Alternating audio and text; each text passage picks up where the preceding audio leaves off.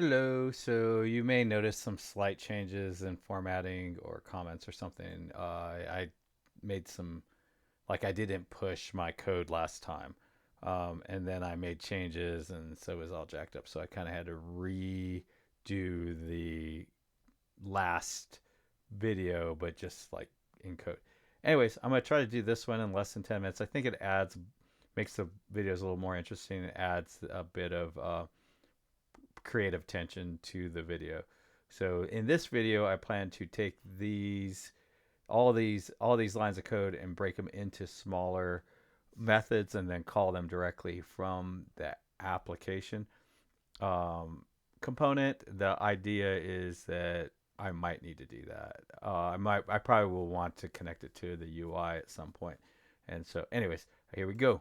Um, all right, so let's go ahead and create like a set dims method. And this one will return nothing. Return a void. And it will accept the window. And then we'll just move this code up in there. Up in here. Up in here. And then, let me get out of this view. Um, and then I'll just call it from here. I will move it over into the apps in a minute, but just to save time, set dims, and we will pass in the window. And I think this is the only place we need this. So that's good, and we're good. Okay, and then we're going to set up camera. So set up camera. And I don't think this one definitely doesn't return anything, and I don't think it accepts anything. Very simple. Set up camera. Move that up here. And then this dot set up camera. Boom. And I usually will do this. Okay, this is set scene. Oh, okay. So this was one that we just pulled out last time. So I'm kind of redoing this. Um, so, and we'll change this to this dot scene. And move this to here. We can use that to find the other bug. Boom, and we're back.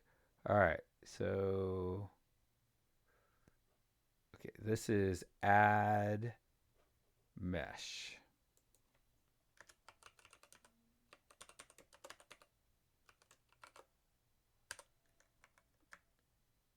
And we will create the method.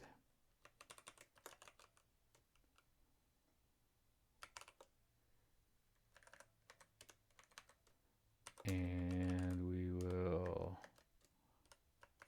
copy the code. And it's really, this is a sort of a rinse and repeat sort of situation. Pretty simple thing to do. So basically it has 3 lines. And really the point of this, what happens in the long run is you will, okay, this add scene, probably should move that up too. In the long run, what happens is it just makes you to where you can just focus on smaller parts of the technology, so you're not trying to absorb everything at once.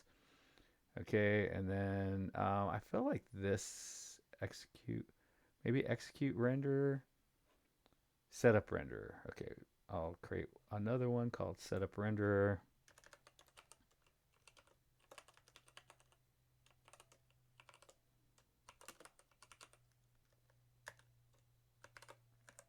And let me copy that code up.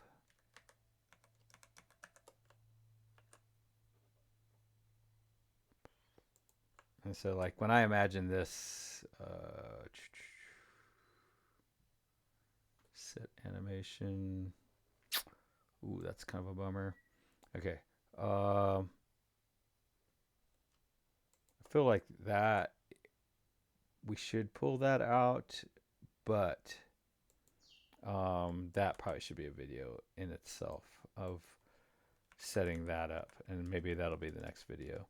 Um, all right, so now we have pulled a lot of these pieces out, and they're all happening here, and then run 3JS happens. So I'm just going to copy this, and I'm going to move over, and we don't need this in here anymore.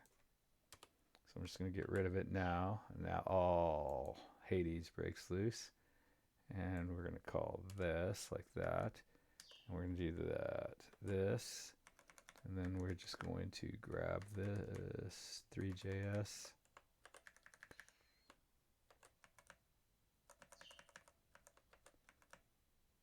And, you know, this will probably end up in its own component.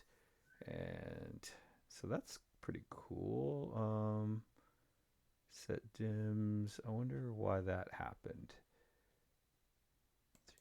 3JS. Set animation loop. The width. Did I call set dims? Yeah, set dims. And then it's supposed to set it to the Windows inner width and length. So let's console log that. Console.log. Because I feel like, oh, that semicolon should be there. I doubt that's the problem. Do this.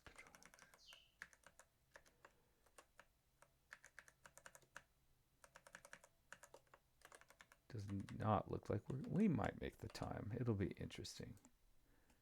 All right. So that width looks good. 638.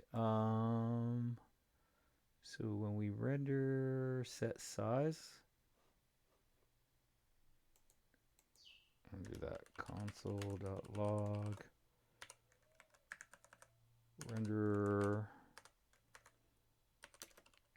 this dot width.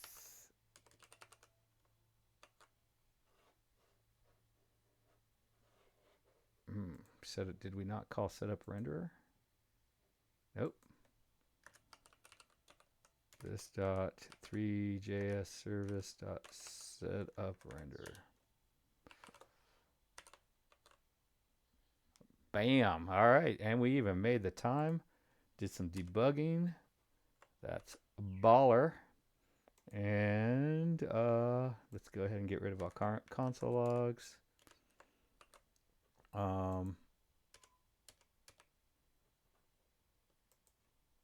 Let's see.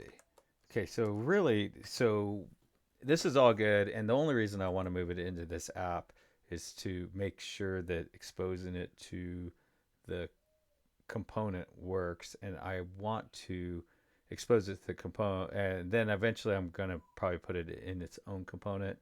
And so this app won't even have this information.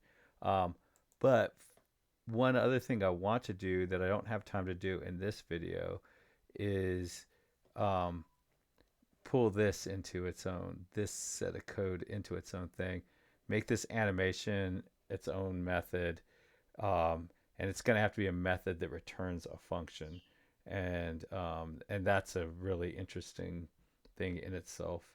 And then call the set animate, and then probably move that up into setup renderer. Let's go ahead and move setup renderer down. Since I have an extra minute, I do want to mention that this kind of coding right here is like my favorite, like where it reads like a paragraph. And I really miss the times when this was like a really appropriate way to code. Unfortunately, this is not an appropriate way to code in modern, like when you're going to build something today. And the reason is because um, it's not serializable. You can't store this in a database. Obviously, when we build something, you're probably going to want to be able to recreate it, and then you're going to want to tweak it, and you're probably going to want to keep that in a database or at least in an object or something like that. So you couldn't really store this in a database. So we will also cover that eventually. We'll get to making this like a JSON object where it describes where everything is and what everything is. But for now, we are running out of time, and have a great day. Happy coding. Yeah.